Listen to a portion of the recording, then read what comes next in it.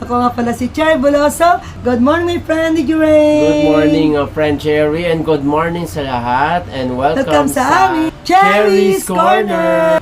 Ang aming episode ngayon ay sa Chinese New Year. Kung ngay Pachoy ito oy. Kung hey Pachoy sa lahat ng mga Chinoy. Yes, sa mga lahat ng Chinese dyan. Half Chinese ako sa lola ko, sa side ng lola ko.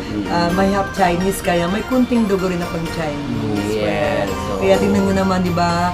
Nasa ebidensya naman. Singkit ang aking mga mata.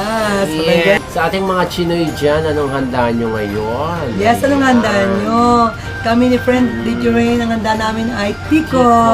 Oh, one of my favorite delicacy, Me too, tikoy. friend. Yes. Tikoy. So, masarap yung flavor na ube. Yes, tama ka dun. May iba't ibang flavor na rin kasi ng mga ang tikoy ngayon. Kumbaga na level up na rin. Yes, tama ka dun, friend. Sarap talaga. Ano pala, friend? Ikaw, may like ka bang Chinese friend? Sa side ng father ko, siguro I think it's 1/4 na lang. Yung lola ko ay half Chinese, kaya mayroon kaming percent na Chinese may friend. percentage pa na natitirang Chinese. Yes, tama ka dun, friend. Mga friendship, ang aming ibabahagi sa inyo ngayon ni Friend DJ Rain, para tayo ay maswerte sa taong Chinese New Year.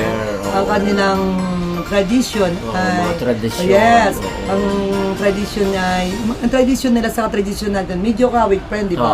Tulad ng sa araw ng New Year ay kailangan lahat ng basura ay naligpit na, friend. Naitapon na.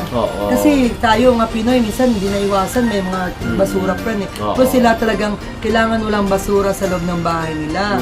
At saka nakapaglinis na sila ng buong bahay nila dahil bawal na raw, friend, magwalis ng araw ng Chinese New Year. Kasi parang winamalis mo raw yung good fortune. Yung mga swerte. Yes, mga swerte, friend. Saka maghanda ng masaganang sticky. Yes, mga sticky rice, and dumplings, saka yung isda, friend. Ayan. Masarap. Yes, masarap, di ba, friend? Saka bawal daw, friend, magkwentuhan ng about negative. Tulad ng pag-usapan about na may sakit, bawal daw yun sa kanilang friend. Saka lalo na yung kamatayan, friend. Bawal na matay si ganito. Bawal kasi daw. parang nag-a-attract ka ng negative vibes. Yes, kaya bawal daw pag-usapan yun. Kailangan happy lang pagdating ng Chinese New Year para nila. happy vibes lang talagang papasok sa Chinese New Year. Yes, saka diba tayo mga Pinoy, di nagpapagupit ng buhok. Sila, friend, bawal sa kanila mapagupit ng buhok, friend. Ang daming bawal sa kanila. Sa pagsalubong yes, sa pagsalubong ng Chinese New Year. Pinagbabawal pa nila yung gumamit ng matatalas na bagay. Tulad ng gunting. At saka kutsilyo, friend. Bawal daw yun, friend. Dahil ba't malas daw yun, friend? Bakit sa atin, friend, kahit New Year tayo, gumagamit tayo ng ganun?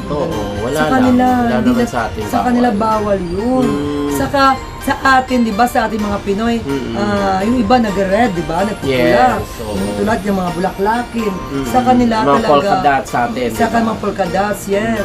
Sa kanila, friend, kailangan red, as in red lang talaga. Red talaga. Bawal magsuot sa kanila ng white, saka black, friend. Kasi ang red daw, nag-attract ng fortune na swerte na hindi, parang tradition nila. Pagpaswerte talaga lang ang red pagdating ng New Year nila, friend. And before I forget, kailangan sa kanila, friend, ang mahalaga ang magbigay ng ampaw. Ampaw. Sa atin, di ba, mga Pinoy, mga gift lang, mga nakabaga-regalo. Nakasobre. Although may nagbibigay ng ampaw, kung sa kanila talaga, talagang tradition nila talaga na may ampaw, na may pera, binibigay nila ito sa mga bata, saka sa mga single. Yung dati kong boss din sa radio, pag nagbigay nga sa akin talaga, kahit normally na lang na araw, talaga nakaampaw siya. Ganun talaga daw. Pag nagbigay sa akin ng sahod, nakaampaw talaga. Kasi, sa kanila, friend, pag nabibigay din ng ampaw, parang ang balik nila, ang laki ng balik sa kanila, friend. Yun ang nila, yung parang At saka kulay din ng ampaw is red din. Yes, red din. Saka ang gusto nila yung mga mga sa misa nila, red din ang cover, friend. Mga ganun sila. Kaya tinan mo ako ngayon naka-red. Sabi ganun. Always red din si Cherry, pero siyempre, Cherry. maganda. Ayan, markado ni Cherry red. Cherry red. Pero importante talaga, yung suot tayo ng kulay pula sa New Year, kahit New Year ng Chinese. So, kailangan New Year din natin mga Pinoy. Oo. I think it's, ayan yung mga para na tradisyon at paniniwala, pamahiin. So, kanya-kanyang pamahiin at kanya-kanyang paniniwala. So, nasa sa inyo po kung inyo pong susundin, paniniwalaan. Nasa sa inyo na yun. Ang malaga, binahagi na namin ni Friendly Jerwin kung paano ang tradisyon ng mga Chinoy o ng mga Chinese. Yes. Kasi di ba, niya tinaisip na nagwawalis tayo pag alam natin di ba magluluto tayo dahil New Year na nagluluto tayo. Busy. Wala sa atin yung magwalis. Kanila bawal talaga yung friend. Kailangan bago daw sila maghanda nung gabing yon, nakaano na yung mga pagkain nila, nakahanda na. Kasi pinagbawal nang umawak ng mga matatalas na bagay, di ba? Yun, saka yung mga basura, kailangan nakaano na friend, nakalabasan ng bahay, wala nang basura sa loob ng bahay. Correct. Diba? At saka diba sa lugar dyan sa bandang Manila, sa Binondo, talagang ramdam na ramdam mo pag nandyan ka, bisperas pa lang ng Chinese New Year, talagang ramdam mo na ang kanilang New Year celebration. Diba? Saya, diba, friend? Oo, at marami nagtitinda ng mga tikoy at hopia. Yes, yan, sarap, very delicious. Diba? Sarap ng hopia. Pero kung ikaw pagpipilian, ano mas gusto mo, hopia at tikoy? Tikoy, siyempre, friend. Tikoy. Pangalawa na yung hopia. Pero masarap pa rin yung hopia. Sa hopia, anong flavor ang gusto mo? Ubi, siyempre. Ubi? Talaga? Ubi talaga ako. Although masarap Okay, yung munggo or masarap din naman ng mas gusto ko talaga ubi. Oo, ubi. Sila ko gusto yan, ubi din. Ay, anakis ko rin. Ubi ang favorite niya. Sarap Sa ubi, sa cake, and anything na pag-delicacy na, kahit nga sa suma, pag ako gumagawa, gusto niya ube. Sarap naman talaga, friend. Sarap. Ang sarap naman dyan. Nag-i-enjoy ang ating mga Chinoy dyan sa Binondo. Nag-enjoy sila. Ano kaya, friend, makapasyal na tayo, friend? Mamaya. Sabay ganun. Pag-celebrate, pagsalubong ng Chinese New Year. Ang bilis ng oras, friend, ano? Yes, super bilis. Yes, parang kailan lang. Pero bago tayo friend, magpasalamat tayo sa mga tumutok at nanood. Oo, yung mga nakakaraan nating episode. Yes, talagang maraming nanonood, friend. Kaya super trend. Yes, mga nag-like, nag-share.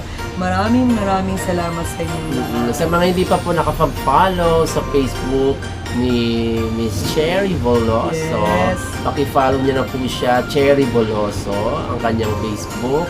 And meron din po siya mga social media accounts sa TikTok. Yes, ang mga YouTube, syempre, di ba? Please mga friendship, paki-follow lang po yung hindi pa nakapag-follow. Saka kung sakaling dumaan sa mga wall niyo yung Cherry's Corner namin, please like, heart, and share naman. And share. Yes. Para yung iba pong hindi pa nakapanood, ay mapanood po nila ang ating pong mga episode.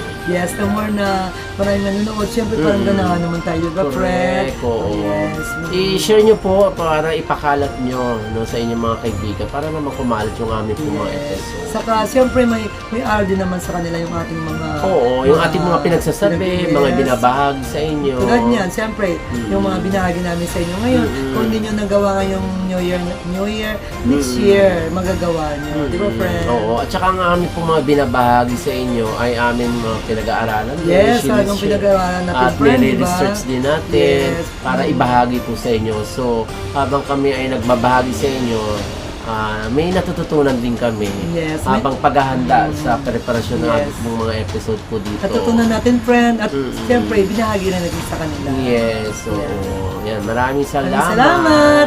Ako nga pala si Cherry Boloso. Thank you very much. Thank you, my friend, Thank you, friend Cherry, and marami pong salamat dito lang sa Cherry's Corner! Kong Hai Pachoy! Kong Hai Pachoy! God bless to all! Enjoy!